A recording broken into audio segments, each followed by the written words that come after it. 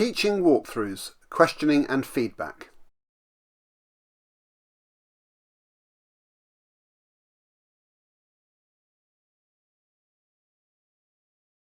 Cold calling.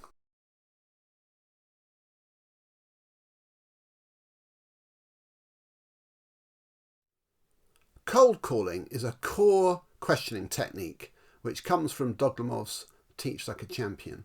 And in our interpretation of it, we feel that it's the questioning technique which should become the default questioning mode most of the time, where the teacher selects who answers the questions, but involves everybody in thinking about their answer with some thinking time.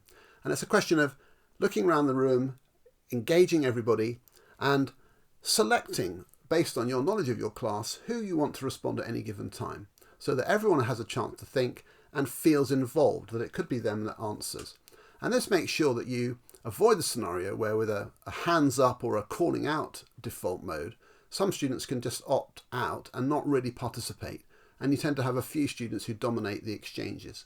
With cold calling, that doesn't happen. Everybody could answer and you have the control, and that's an important feature of it. It leverages high levels of response, and importantly, all students feel involved in the exchange because they could be asked to answer any of the questions. So follow the 5 steps through and see if you can make this your default questioning technique.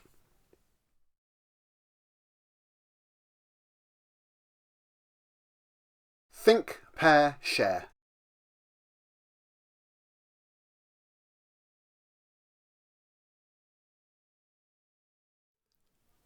Think, pair, share is a really powerful technique which goes well with the signal, pause, insist technique, so that you can have students listening to you whenever you want, or talking productively with a partner whenever you ask them to.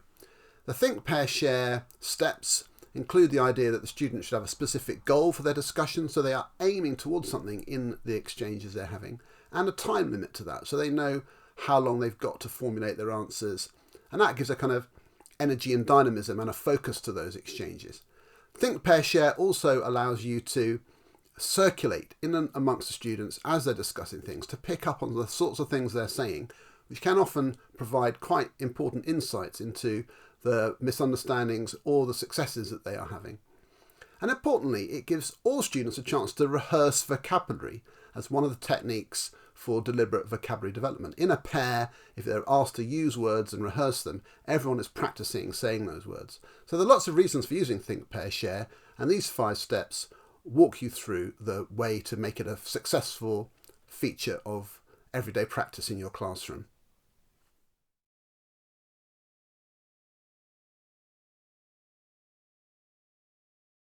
Show me boards.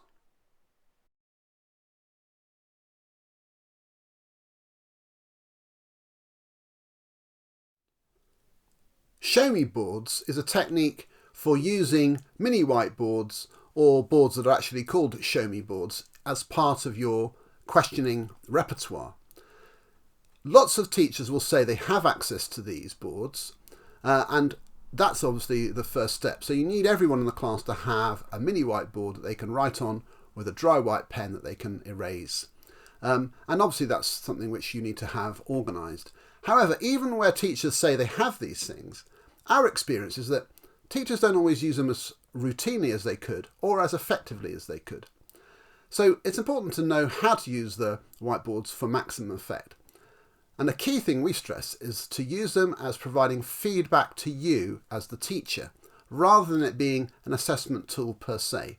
When you're faced with the array of responses, with a nice crisp 3, 2, 1 and show me, and the students are all showing you the boards, you are seeing a lot of different responses at the same time. And it's actually quite difficult to respond to every single minor error or difference.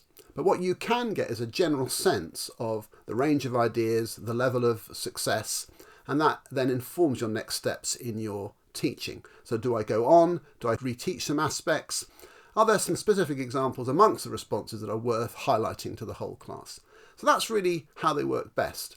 And the routine that students then understand, holding the boards up until you've said to put them down, needs to be rehearsed as one of the routines in your repertoire in general.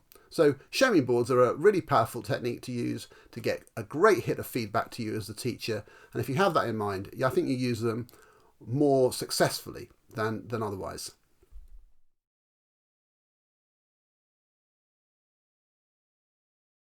Check for understanding.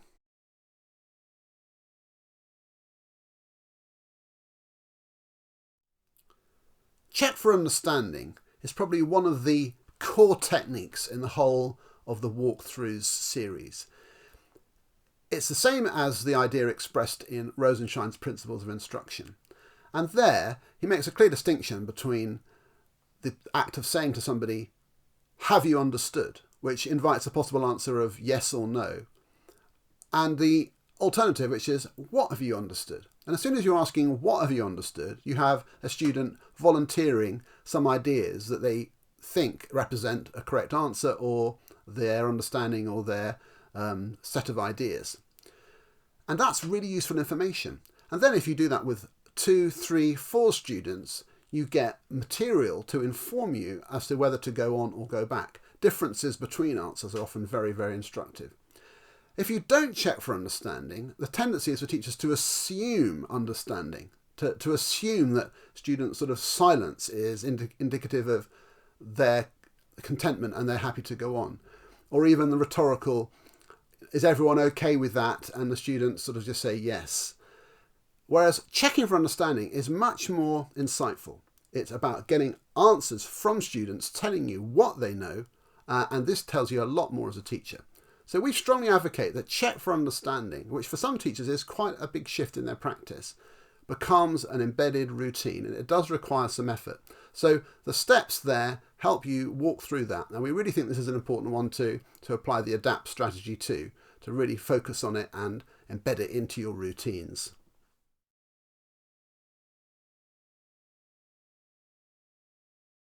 Say it again better.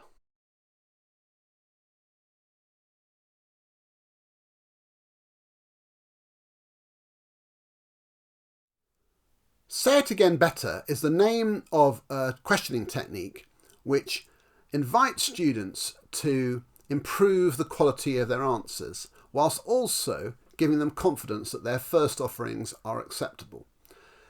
If you only allow students to give fully formed answers, some students can find that quite overwhelming and are reluctant to participate. If you allow them to just say the first things that they are thinking of, but then give them a second wave where, with a bit of instructional input and some encouragement, they can reform that answer into a better answer, you then get the best of both worlds. You get students feeling that it's okay to offer their first thoughts, but you also model that there is a higher standard to aspire to. If you only ever accept the first thoughts, then students learn that all I have to do is say a couple of things off the top of my head and that's enough. And it rarely is enough. So Say It and Get Better is a really good strategy. We get students who are volunteering answers, we reform them, we get better quality answers, and standards are raised. I think it's important to stress that it's really the name of the strategy. It's not necessarily the command you give. You might say it in a number of ways. Let's reform that answer, or let's add a little bit more detail to that answer and have another go. You don't literally have to say it again better, which can sound a little bit intimidating, but it's just the name of the strategy that we use, and it's important to make it feel warm, encouraging, whilst also aspirational in the way that you're inviting students to improve, showing that you believe they are capable of a better answer with some support.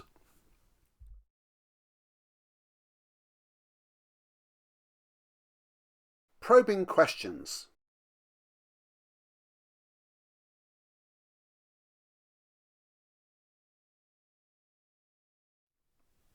Probing questions is a questioning technique that you can use from time to time, but also you can form it into something of a habit. And essentially it means that when you're asking students a question and they give an answer, that you follow up with a subsequent question which depends on their answer, and you engage in something of a dialogue. So that questioning moves from being a series of answer, answer, answer, answer, where we're sort of skating over the surface of students' knowledge and understanding, to a series of mini exchanges and dialogues where we find out more and more about what they know and understand, We then have another dialogue with another student and find out what they know and understand, and we can sometimes compare, and everything operates at a slightly deeper, richer level. And that does become something you think of as a habit eventually, where I'm talking to a student, I'm not just going to ask them and then get an answer. I'm going to talk to them, and you follow up with things like, how did you know that? That's interesting. What made you think of that? And what would happen next? And what about this case? And can you think of another example? And there are lots of things which you can use as stems or types of questions to probe further. It does require quite a lot of listening on the teacher's part, because you've got to tune into what the students have said, but it's a really powerful technique. And where teachers are really on their game and really flying, often this is a feature of those lessons, that probing questioning is part and parcel of their questioning repertoire.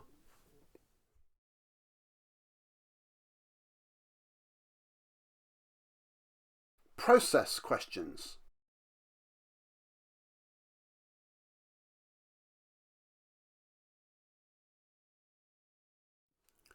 Process questions are a specific type of question which allows a teacher to probe beyond the first response a student gives to find out how they knew what they knew and what their thinking was behind it. So, for example, in a maths question, we might know that 7 cubed is 343, but we want to know how the student knew that and how they worked it out. There might be something they just knew off by heart, or they might have a method for having calculated it, and we can explore the method.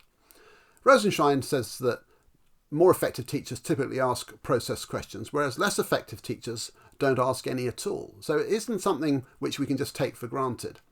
And it becomes, like a lot of things, a routine thing that you do and you think about all the time when you're doing it well. So importantly, process questions need to be thought of in the context of subject discipline, so the ADAPT strategy is important. And also links to the metacognitive talk idea, which the Education Endowment Foundation promote in their work about effective metacognition. So thinking about thinking, how do we know? How do we think? How do we process ideas? Only becomes explicit if we model it in the lessons, and process questions are a brilliant way of getting that into the open in a very practical way. So whenever you're asking a question, try to follow up with a process question. And there are lots of different examples, and a walkthrough will give you examples of how to put that into a sequence.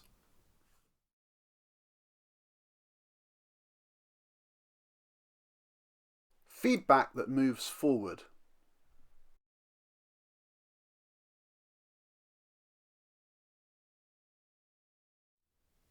Feedback that moves forward is really an introductory walkthrough to cover some basic principles about giving feedback, recognising that it's more complex than it might seem initially. Importantly, amongst the principles are that feedback is about students doing things better in the future, moving them forward. It's not a review of what they've done in the past. It doesn't really have any purpose unless there's going to be an opportunity to act on the feedback. So that has implications for when feedback is given, partway through a process, so the students have an opportunity to act on it and improve. It's about being specific about actions they can take. So feedback needs to be understood by the learners, by the students, in a language which they can relate to. And often that's an important filter to apply. If the student was to read this, would they know what to do? And so the language we use has to be considered. We also need to understand the motivational response to feedback. Some students reject feedback. Sometimes it demoralises them. Sometimes it makes them complacent. So we need to understand the students and the way they respond to feedback and tailor our feedback to them as individuals, which is actually quite complex. Finally, we need to avoid the idea of excessive feedback. So sometimes we can give too much feedback. And we use the analogy of sat-nav syndrome, which is, if we're always shown how to get somewhere, we never really learn the route for ourselves. So feedback needs to teach students the way as well as helping them get there so that they can do it on their own. So we have to reduce feedback over time so that the students then become self-reliant and can achieve excellence more independently. So those are some general principles. And other walkthroughs in this sequence and future issues of walkthroughs will go further into some of the more finer aspects of strategies.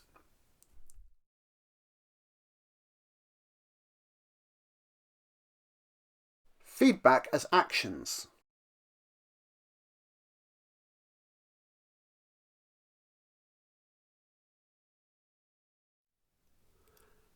Feedback as actions is a set of ideas which don't need to follow a set of steps. So this is not one of the walkthroughs which follows in sequence, but it's a prompt to consider feedback as something which students can do. So when you're giving feedback, is it an action? And if it's not an action, you have to think, well, how is a student going to know what to do? So our suggestions include lots of things which will begin with that's just a bit of alliterative word play. But you can see that as you go through the walkthrough, we're talking about things like redrafting, rehearsal, revisiting things and responding to specific questions as a form of feedback, relearning and retesting, so not learning new material, but just revisiting things they've been taught before to improve, and research and record as a way of broadening a range of ideas. So they're all ways of giving feedback which the students then have a task to perform which will help to improve their learning. And that's the idea behind feedback as actions.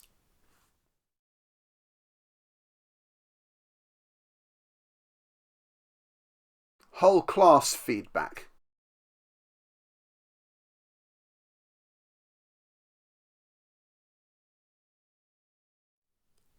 Whole class feedback is an increasingly popular technique that teachers are using as part of their diet of feedback, whereby instead of writing comments in individual books, which is very time consuming and often very inefficient because of the difficulty in students individually interpreting all the comments and then acting on them, and replacing that with reading the books and taking information in from scanning through and looking across the books and generating whole class feedback, which is common across the whole set. That still allows you to pick out details, but the most important feature is that this then happens typically more frequently and also with a quicker turnaround. So the students receive the feedback in a much more timely manner relative to the moment when they did the task in the first place. It could be the next day, for example. So whole class feedback has this time efficiency, but it also saves teachers workload. And also it can be much more effective because it allows you to reteach certain common issues which you pick up across the class. It tells the teacher a lot about what's going on across the class.